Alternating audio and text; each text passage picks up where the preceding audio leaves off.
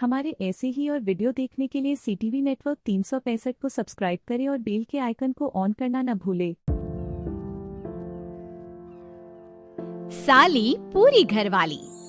लालच किस हद तक आदमी पर हावी होता है, आइए देखते हैं। देख राधा, तुझे घर का सारा काम आता है, ये अच्छी बात है, लेकिन हमें ये नहीं पता था कि तू पढ़ी लिखी कम है और तेरी छोटी बहन की तो सरकारी नौकरी भी लग गई है। कैसी बात कर रही है माँ जी? सारी बात करके ही तो पापा ने शादी की थी।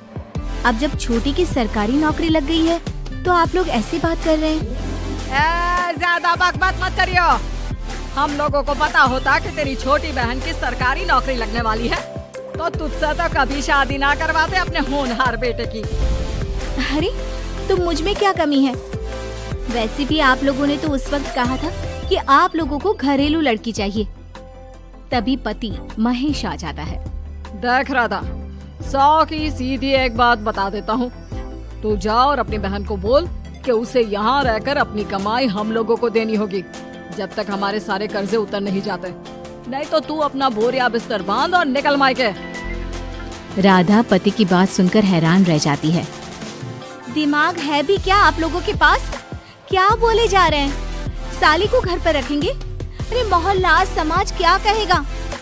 और माना पिताजी को उसके पैसों की जरूरत नहीं है, लेकिन वो अपनी कमाई आप लोगों को क्यों देगी? अरे क्योंकि हम लोगों के ऊपर कर्जे हैं, समझी? या तो तू कमा कर ला या अपनी बहन को बोल कि अपनी बहन का घर बचाना चाहती है तो यहाँ आकर रहे। सभी मिलकर राधा को घर से निकाल देते हैं। राधा भी कहाँ जाती, मायके जाकर रोने लगती है। छोटी बहन मीना कहती है, अरे क्या हो गया दीदी, कितना पैसा मांग रहे हैं? अरे अभी दे देते हैं ना, रो मत, अब तो मेरी भी नौकरी है। लेकिन राधा तो रोए ही जा रही थी। नहीं नहीं, इस बार लगता है उन लालची लोगों ने कुछ और ही डिमांड रखी है, वरना राधा इतना ना रोती। क्यों बेटी, क्या हुआ है? माँ पिताजी, इस बार जो उन लोगों ने मांगा है ना, वो सुनकर तो आप लोगों के पैरों के नीचे से जमीन खिसक जाएगी। ऐसा क्या मांगा है दीदी? तुझे मांगा है।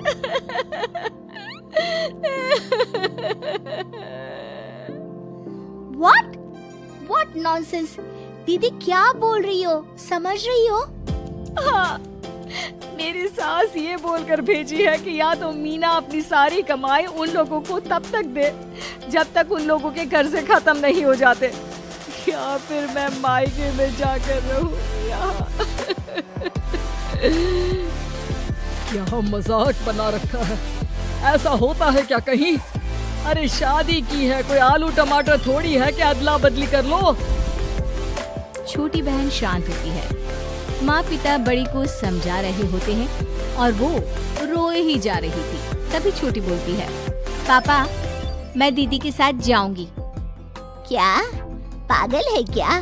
अरे दुनिया क्या बोलेगी? माँ वो लोग सिर्फ मेरे पैसे चाहते हैं ना। अरे वो तो वो लोग यहाँ से भी ले सकते थे छोटी, फिर वहाँ क्यों बुला रहे हैं तुझे? माँ वो कह रहे थे कि हमें पता होता कि छोटी की सरकारी नौकरी लग जाएगी तो उसी से करवा देते उनके होनहार बेटे की शादी। हाँ, और मैं जैसे उस लपड़गंजू से शादी कर लेती। लपड़गंजू? अगर वो लपड़गंजू है तो मेरी शादी क्यों करवा दी? मैं नहीं जाने वाली वापस। अरे क्योंकि तू बेवकूफ है, तुझे जवाब देना नहीं आता। चल मेरे साथ। उन लोगों को लगता है ना साली पूरी घरवाली, तो अब देखे साली का जलवा। और शादीशुदा बेटी को पिता भी कितना घर बिठाते। उसके ससुराल जाते हैं दोनों बेटियों के साथ। आइए आइए, ले आए अपने कमाओ बेटी, ये अच्छा किया। समझदार आदमी की पहचान यही तो होती है। मुझसे बात करिए ना, मैं रहने आ रही हूँ इस घर में, तो मेरी कुछ शर्तें रहेंगी। अरे वाह जी वाह, बहन के ससुराल में भी शर्तें? अरे और क्या, आप लोगों को मेरे पैसे चाहिए, दीदी घर का काम करेगी, इतना सब मिल रहा है। वैसे आप तो जानती हैं, बाजार में बिना शर्तों के तो एक पॉलिसी भी नहीं मिलती है। बात तो ये सही बोल रही है, सरकारी नौकरी वाली लड़कियां ऐसा नहीं मिलती। हाँ हाँ ठीक है। अच्छा बोलो छोटी बहू, क्या शर्तें है तुम्हारी? मैं कोई काम नहीं करूंगी। कैसी बात कर रही हो छोटी बहू, तुम नौकरी करोगी? अरे लाखों कमाओगी कि घर का काम करोगी? घर के कामों के लिए है ना ये बड़ी। दूसरी शर्त, मुझसे कोई बदतमीजी से या ऊंची आवाज में बात नहीं करेगा। अरे कैसी बात कर रही हो तुम तो ख्वाबों की रानी हो। शट अप जीजा जी। साली से मजाक करना अलग बात है, लेकिन याद रहे साली बहन होती है बीवी की, और बीवी की बहन यानी आपकी बहन। माँ ये क्या बोल रही है? बहन। अरे ना बेटा, मैं हूँ ना, बात करती हूँ ना, रो मत बच्चा, रो मत।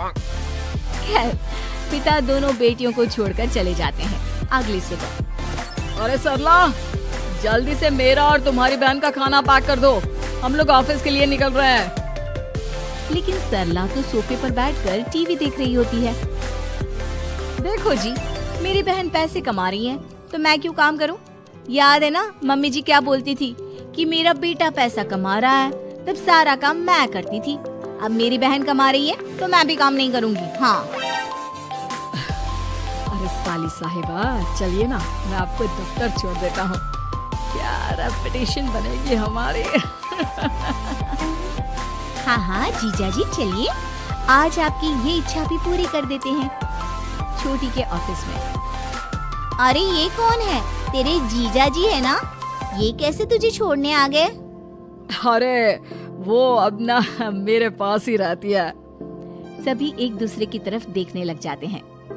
हाँ वो क्या है ना, दीदी तो पता है घरेलू महिला है, जीजा जी के कर्जे ज्यादा हैं और पढ़े लिखे इतने हैं नहीं कि कुछ अच्छी कमाई कर पाए, तो मेरी कमाई रखते हैं।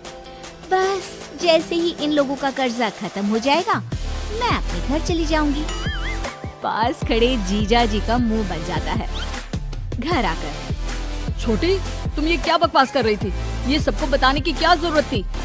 अरे जीजा जी, आप खुलेआम सबको ये कहे कि साली आजकल मेरे साथ रहती है, तो लोग क्या सोचेंगे आप जानते हैं ना। अरे उससे कुछ मत बोलना बेटा, चल मेरे साथ, मुझे ना बाजार का डोसा खिलाती हूँ। चल चल चल। हाँ दीदी तैयार हो जाओ, डोसा खिला रही हैं आंटी जी। तीनों जा रही होती है कि पास मोहल्ले की कुछ औरतें वहाँ पर जमा रहती है। अरे लाजो बहन, बहू की बहन यहीं रह रही है क्या? हाँ हाँ, इसे भी रख लिया है। अब आप तो जानती ही हैं कि हम लोगों का दिल कितना बड़ा है। जी, इन लोगों का दिल उतना ही बड़ा है जितना इन लोगों का कर्जा। अब बेचारी बुढ़िया का बेटा लायक तो है नहीं, और बहू की बहन की सरकारी नौकरी, तो ले आए घर अपने। इनका कर्जा अब मेरी कमाई से ही तो खत्म होगा ना। सबके सामने सास की भी बेइज्जती हो जाती है। घर आकर सास और बेटा दोनों छोटी पर बरस पड़ते हैं। बस, मैंने कहा था मुझ पर कोई नहीं चिल्लाएगा, मैं जा रही हूँ अब। अरे लेकिन, अरे जाने देना माँ, मुझे एक बात समझ में आ गई है, अगर हमें खुद पर विश्वास हो तो अपनी समस्याओं को हम खुद सुलझा सकते हैं, फिर हमें किसी की जरूरत नहीं है।